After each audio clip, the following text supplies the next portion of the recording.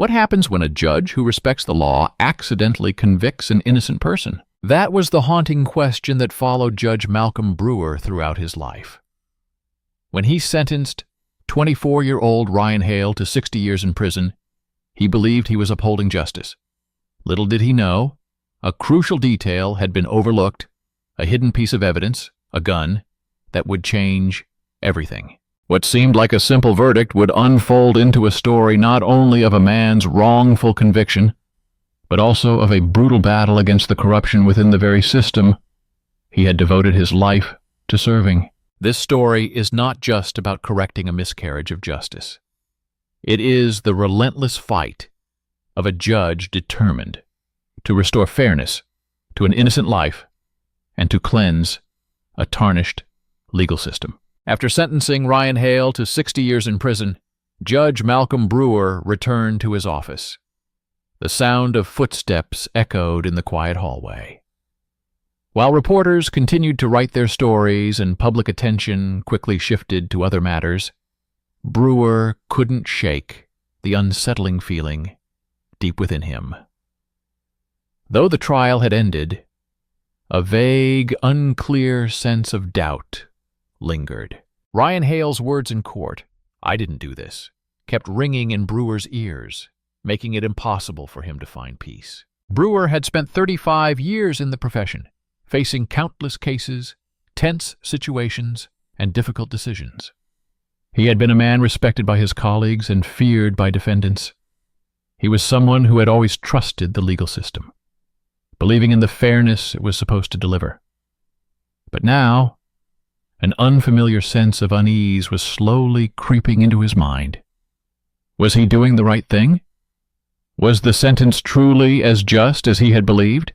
Sitting at his desk, Brewer reopened Ryan Hale's case file. He looked at the photo of Ryan, the young man's determined gaze, someone still fighting to prove his innocence despite being sentenced. Brewer couldn't deny that the evidence he had relied on during the trial had been compelling. Yet, something didn't feel right. For a judge with years of experience, it seemed the time had come to reassess the case more thoroughly. As he skimmed through the documents, a strange piece of paper caught his eye. It was a report on a separate robbery case at a location near Carter's Jewelers. This report contained an alarming detail: a gun that investigators had seized during an arrest, with a serial number matching the weapon used in the robbery at the jewelry store where Ryan had been convicted. That was the gun that had led to Ryan being accused as the perpetrator. Judge Brewer paused, the unsettling feeling growing stronger. How could this gun be mentioned in a report for another case, yet never presented in court? If this gun was critical evidence in Ryan's case, why had it not been introduced during the trial? The more he read, the more inconsistencies he noticed in the report. There was a glaring omission, and the questions began to pile up in his mind. Had this case truly been handled fairly? Brewer felt his head spin. If the gun wasn't evidence in Ryan's case, then who had used it? And why had such crucial evidence been concealed during the trial? This couldn't have been a mere oversight. This was something Brewer couldn't accept, as it could lead to a grievous mistake, impacting the life of an innocent man. Brewer began to feel a responsibility to clear up the doubts. He couldn't simply sit idly by with the feeling that the truth had been hidden. Every question, every doubt, circled in his mind. Though the verdict had been delivered, Brewer knew that if he didn't act, he wouldn't be able to live with his decision. This wasn't just about Ryan Hale. It was about his own integrity. In a swift decision, Brewer grabbed the phone and called a trusted colleague. It was Daniel Hayes, a retired investigator whom Brewer had always relied on in difficult situations. Hayes was known for his ability to uncover the truth from the smallest details. Brewer shared his doubts and told Hayes he felt the need to dig deeper into the case, even though the sentence had already been passed. Hayes listened without any surprise. "Malcolm, if what you're saying is true, then we're dealing with a manipulated case. A case where we've all overlooked something crucial. Hayes's words snapped Brewer to attention. Exactly. If this evidence had been hidden, if someone had been manipulating this case, then everything they had done was a lie. Brewer made up his mind. He would not let the truth remain buried. He couldn't ignore these suspicions. He would do whatever it took to bring the truth to light, even if it meant facing dangerous consequences. Because if he didn't, he would be complicit in the injustice. And Ryan Hale would forever remain a victim of a system Brewer had once trusted. The moment the call ended, Judge Brewer felt a strange wave of emotion rise in his chest. He couldn't stop thinking about the doubts he had just uncovered in Ryan Hale's case. A crucial piece of evidence overlooked. A gun that had never been presented as evidence, and the murkiness in the police reports.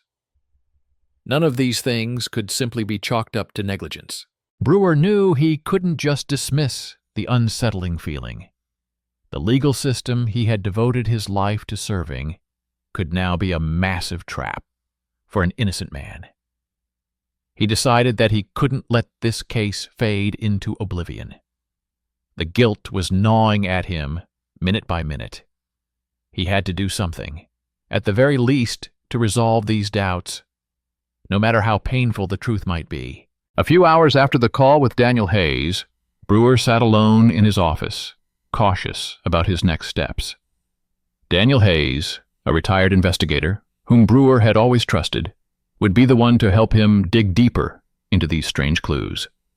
Hayes was someone Brewer knew would never back down from complex situations, and more importantly, Hayes understood the inner workings of the legal system like no one else. During their first meeting in a small cafe, Brewer couldn't hide his anxiety. The room was filled with the smell of fresh coffee and the quiet murmurs of customers. But Brewer couldn't focus on anything other than the papers and photos he had brought with him. Hayes sat across from him, his gaze intent, as Brewer recounted every detail of the case he had discovered. The doubts began to take shape more clearly in their minds. "Malcolm, if what you're saying is true," Hayes began, his voice steady but firm, "we're facing a manipulated case. And if someone's trying to hide the truth, they've certainly calculated this well." Brewer nodded. The feeling that he wasn't alone in this investigation made him more confident. Together, they decided to approach the case from a different angle. They would focus on the evidence that had been presented in court, as well as the reports they had overlooked during the trial. They needed to review the smallest details that might have been missed or deliberately concealed. The following day, Brewer and Hayes began digging into Detective Lewis, the officer who had investigated the Carter's jewelers robbery, and had been the one to provide the anonymous testimony accusing Ryan Hale of being the primary suspect. Brewer felt something was off about how Lewis appeared so perfect during the investigation.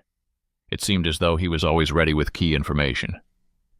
This raised Brewer's suspicion as to whether Lewis was truly honest in his work. Hayes dug deeper into Lewis's record. He uncovered a troubling past. While there was no direct evidence, several situations and cases Lewis had worked on showed unclear signs of misconduct. Hayes, with his vast experience, noticed that the reports Lewis had filed were incomplete, and some details in previous cases involving him had shown suspicious changes in witness testimony. One of the key pieces of evidence Brewer and Hayes discovered was the testimony of a witness in Ryan Hale's case. This witness, an employee at Carter's Jewelers, had initially confirmed seeing someone else during the robbery, but later changed his statement, insisting that Ryan was the one who had robbed the store. When Hayes further investigated the witness, a surprising revelation came to light. The witness admitted that Lewis had threatened and coerced him into changing his testimony, promising that if he didn't, he would be charged with complicity. "That bastard!" Hayes exclaimed when he heard the story. "Lewis definitely manipulated the witness's testimony to frame Ryan." Brewer felt a mix of anger and disappointment. The realization that he had been deceived throughout the trial was something he could not accept. He should have been more careful, should have questioned things more thoroughly. But under the pressure and rush of the job, he had overlooked clear signs of wrongdoing. Both men decided to push forward. They would need to gather more evidence, from collecting reports from Lewis's investigation room to meeting with witnesses to re-examine their testimonies. Every small detail could be a vital piece of the puzzle in uncovering the truth. Brewer and Hayes couldn't stop now, not when they had already come so far. Both knew that if they did nothing, the injustice would continue, and Ryan Hale would remain trapped in the shadow of a wrongful conviction. Judge Brewer and Daniel Hayes continued their investigation, searching for evidence and information to uncover the truth behind Ryan Hale's case. They couldn't stop thinking about what they had discovered so far. The doubts in Brewer's mind grew ever larger. The reality he had been unwilling to face was slowly becoming clear. There was a corrupt system within the police force he had once trusted completely. With Hayes' support, Brewer decided to start by gathering the reports and information related to Detective Lewis, the person who seemed to have played a key role in convicting Ryan. Though there was no direct evidence, the more they looked, the more Brewer and Hayes noticed something odd. In the cases Lewis had been involved in, there were always inexplicable situations. Evidence had been overlooked, witness testimonies changed suspiciously, and Lewis's reports were often vague, incomplete, and inconsistent. What worried Brewer most was that Lewis always appeared at just the right moment, providing too precise details to help convict suspects. In Ryan's case, Lewis had testified that Ryan could be the prime suspect, offering information that seemed too perfect without hesitation. No one questioned Lewis because he always had a plausible explanation for every detail he provided. But that made Brewer uneasy. "Malcolm, we need to dig deeper," Hayes said, his voice laced with tension. "It's not a coincidence that Lewis is always present at key moments in the cases. I suspect he's done something wrong in this case and possibly in many others." Brewer had no choice but to continue. They decided to gather more reports and records from Lewis's investigation room. One of the important documents they found was a series of emails between Lewis and the prosecutors, with one email in particular that Hayes quickly noticed.